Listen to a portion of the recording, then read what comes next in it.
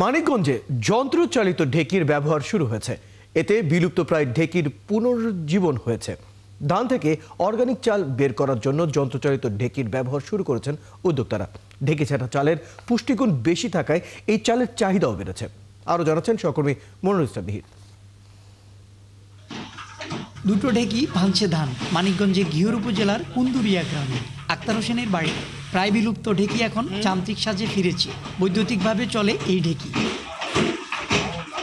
মানুষ ছাড়া যন্ত্রচালিত ঢেকিতে ধান থেকে বের হচ্ছে চাল। এই চাল ঝেড়ে কুড়ো আলাদা করছেন দুইজন নারী। পরিশ্রম ছাড়া যান্ত্রিক ঢেকিতে ধান ভাঙতে পেরে খুশি তারা। এলাকায় বেড়েছে ঢেকি চাটা চালের কদর। আমন ধান আছে, আউশ ধান আছে, ডেপো ধান আছে, এগুলা আমরা নিজেরাই সিদ্ধ করি, নিজেরাই শুকাই, নিজেরাই ঢেকিতে বানি। আমার বাবার বাড়িও ঢেকেছিল, আমরা বেতাকালেও ঢেকে পাড়ায় চাল খেয়েছি। আমনের চাল বিয়ে হয়েছে, শ্বশুর বাড়িও ঢেকে পাড়ায় চাল খাওয়া লাগছে। আমার শ্বশুর আমনের চাল বিক্রিও করছে। ঢেকি চাল খেলে ডায়াবেটিস, তারপরে আমার প্রেশার টেশার চালের ভাত খাইলে হিগিনি হয় না আর কি, শক্তি পাওয়া যায়। ফ্যান টুক খালে ফ্যান উপকার। এই প্রযুক্তিটা অনেক সাহায্য করে আমাদের মা চাচিদের, কারণ পা দিয়ে ঢেকিটা অনেক কষ্টের হতো। শখের বসে যশোর থেকে কিনে আনেন ঢেকিগুলো। প্রথম দিকে নিজেদের জন্য চাল বানাতেন।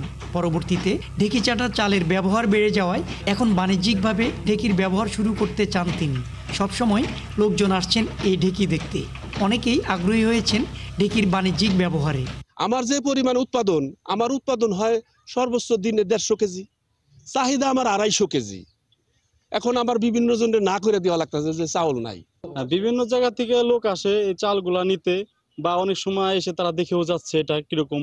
আর শিল্প কর্মকর্তারা বলছেন আগ্রহী উদ্যোক্তাদের প্রয়োজনীয় ঋণ সহায়তার সুযোগ রয়েছে। ঢেকি ক্রয়ের ক্ষেত্রে কোনো যদি আর্থিক সহযোগিতা প্রয়োজন হয়, আমাদের বিসিকের যে ঋণ কর্মসূচি রয়েছে সেখান থেকে সহজ শর্তে আমরা ঋণের ব্যবস্থা করে থাকি।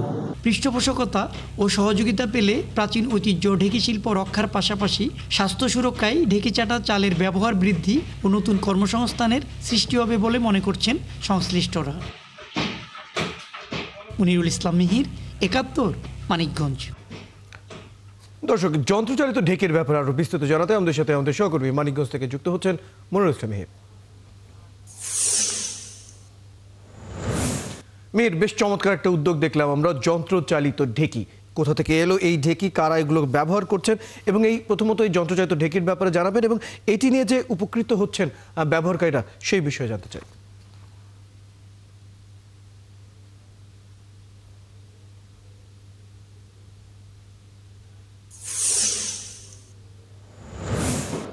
ধন্যবাদ রয়েল। আসলে এই ঢেকির ব্যবহার শুরু হয়েছে প্রায় 6 মাস হয়ে গিয়েছে, কিন্তু তারা এখান থেকে নিয়ে আসছে যশোর থেকে। শখের বসে প্রথমে এখানে আক্তার হোসেন নামে একজন উদ্যোক্তা আছেন, তিনি কিন্তু এই ঢেকির ব্যবহার প্রথম শুরু করেছেন। তো এটা ঘিওরের কুন্দুরিয়া গ্রাম বলে, এবং আমরা ছোটবেলা দেখেছি এবং তারও আগে একসময় যে প্রতিটি বাড়ির ঘরে ঘরে কিন্তু এই ঢেকিটা গ্রাম বাংলায় ছিল।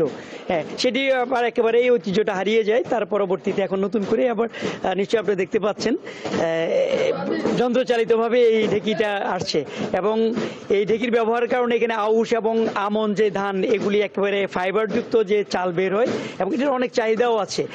ডাক্তাররাও বলেছেন যে আসলে এই চালের অনেক উপকারিতা আছে, যার কারণে এর চাহিদাও বেশি। তো এখন এরই দেখা দেখিতে যেহেতু চালের চাহিদা আছে, যিনি উদ্যোক্তা আক্তার হোসেন, তিনি এখন আরও ঢেকি এখানে স্থাপন করার জন্য চিন্তা ভাবনা করছেন, যার কারণে বিসিকের সাথেও তিনি কথা বলেছেন বিভিন্ন যেন পৃষ্ঠপোষকতা এবং সহযোগিতা, অর্থনৈতিক সহযোগিতা পাওয়া যায়, তাহলে আরও স্থাপন করবেন।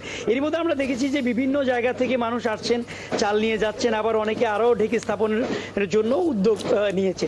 আপনি নিশ্চয়ই দেখতে পাচ্ছেন অনেক গ্রামের অনেক নারী পুরুষ যারা আছেন তারা কিন্তু সকালে আসেন, কেউ চাল নিতে আসেন, কেউ ঢেকি দেখতে আসেন। হ্যাঁ, এভাবে চলছে। তো এখানে যারা গ্রামীণ নারীরা আছেন, আমরা একটু কথা বলি দু একজনের সাথে, তাহলে আমরা বুঝতে পারবো। যে আমরা আপনার সাথে একটু কথা বলি যে এই যে ঢেকি তো আমরা দেখেছি যে এক সময় ছিল, ব্যবহার ছিল অনেক বেশি, মাঝখানে ছিল, এখন কি অবস্থা? এখন তো ঢেকি বিলুপ্ত হয়ে গেছে। তার ভিতরে আমাদের এই আক্তার ভাই এই কারেন্টের মাধ্যমে যে ঢেকি চালিত হয়, এই ঢেকিটা উনি শখ করে আনছে। এখন তো ভালোই হইতেছে। লাল চালের ভাত ডাক্তাররা খাইতে বলে, এমনকি লাল চালের ভাতে মনে করেন ডায়াবেটিস, তারপরে কি বলে উচ্চ রক্তচাপ, যাকে বলে হাই প্রেসার, এমনকি গ্যাস্ট্রিকও থাকে না এই লাল চালের ভাতে। নতুন করে ঢেকি আসলো, কেমন লাগছে আপনার? খুব ভালো লাগছে। এটা আরো আমাদের এই ধরনের, আমায় বলবো যে এই চালের ভাত খেয়ে হয়েছে। আমরা আরেকটু একজনের সাথে একটু কথা বলি। আচ্ছা, আপনার সাথে কথা বলি, এই যে নতুন করে ঢেকি আসলো, কেমন লাগছে? হ্যাঁ, আমাদের গ্রাম্য এই ঢেকি আসার জন্য উন্নত খুব। অনেক অনেক ধন্যবাদ। আচ্ছা, আমরা এখানে যিনি আসলে আক্তার হোসেন, তার সাথে একটু কথা বলি। রয়েল, এই যে আপনাকে আমরা ঢেকি ঘর হিসেবে যে ঢেকির ব্যবহার শুরু করেছেন, আপনার কোনো পরিকল্পনা আছে কিনা? হ্যাঁ, আমার পরিকল্পনা আছে। আমার যে ঢেকি আনছি আমি যশোর থেকে প্রতি শখ করে খাওয়ার জন্য নিজে খাবো। পরবর্তীতে দেখতে পেলাম যে এটার চাহিদা বেশি, এখন আমি বাণিজ্যিকভাবে শুরু করছি 2টা ঢেকি দিয়ে। এও তো হইতেছে না, তখন আমি বিসিকে গেছি। বিসিকের স্যার আমাকে বলছে যে আমাকে স্বল্প সুদে ঋণ দিলে আমি আরো 2টা ঢেকি আনবো। অনেক অনেক ধন্যবাদ। রয়েল, শুনছিলেন? ধন্যবাদ মনিরুল ইসলাম মিহির।